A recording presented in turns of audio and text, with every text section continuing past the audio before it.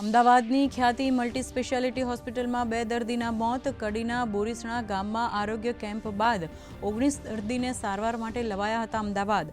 જાણ બહાર 7 દર્દીની એન્જિયોપ્લાસ્ટી કરાઈ હોવાનો પરિવારનો આરોપ.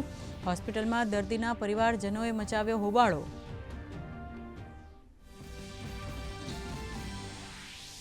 ખાનગી હોસ્પિટલમાં 2 દર્દીના મોત બાદ રાજ્ય સરકાર એક્શનમાં. PMJAY અંતર્ગત ખ્યાતિ હોસ્પિટલનું અટકાવાયું પેમેન્ટ. આરોગ્ય મંત્રી ઋષિકેશ પટેલે આપ્યા તપાસના આદેશ. બેદરકારી જણાશે તો તબીબો સામે કાર્યવાહીની આપી ખાતરી. પૂર્વ નાયબ મુખ્યમંત્રી નીતિન પટેલે દર્દીઓના પરિવારજનો સાથે કરી મુલાકાત. વડોદરાના કોયલીમાં IOCLની રિફાઇનરીમાં લાગેલી આગ પર મેળવાયો કાબુ. બેન્જીમ ટેન્કમાં બ્લાસ્ટ બાદ લાગેલી આગમાં 2 લોકોએ ગુમાવ્યો જીવ. અત્યારે 2 લોકો ઘાયલ. તપાસ માટે IOCLએ બનાવી હાઈ લેવલ કમિટી.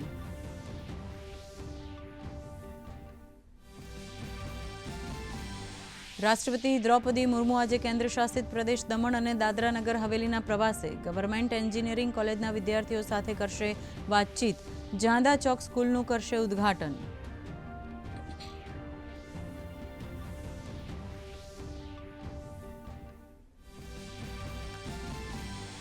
મહારાષ્ટ્રમાં પ્રધાનમંત્રી નરેન્દ્ર મોદીની આજે 3 સ્થળે જાહેર સભા. તો ગૃહમંત્રી અમિત શાહ પણ મહારાષ્ટ્રમાં સંભાળશે પ્રચારની કમાન. ભાજપના રાષ્ટ્રીય અધ્યક્ષ JP નડ્ડા પણ ઝારખંડમાં કરશે ચૂંટણી પ્રચાર.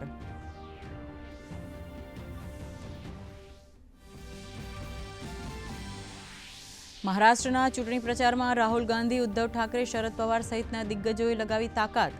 ઝારખંડના જરિયામાં ગૃહમંત્રી અમિત શાહની જાહેર સભા. કોંગ્રેસ અને ઝારખંડ મુક્તિ મોરચા પર લગાવ્યો આદિવાસીઓને લૂંટવાનો આરોપ.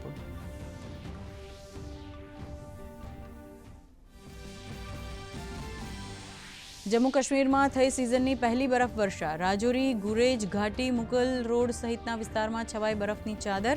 આગામી દિવસોમાં ગુજરાતમાં પણ વધશે ઠંડીનું જોર.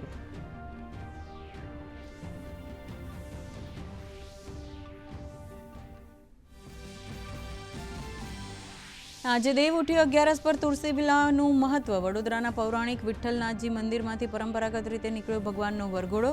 ચાતુર્માસની પૂર્ણાહુતિ થતાં હવે શુભ કાર્યોની થશે શરૂઆત.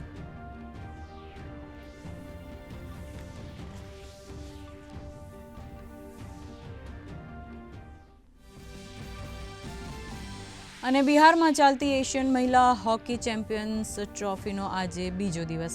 ગઈકાલે પહેલી મેચમાં ભારતે મલેશિયાને હરાવ્યું. આજે સાંજે ભારત અને સાઉથ કોરિયા વચ્ચે થશે મુકાબલો.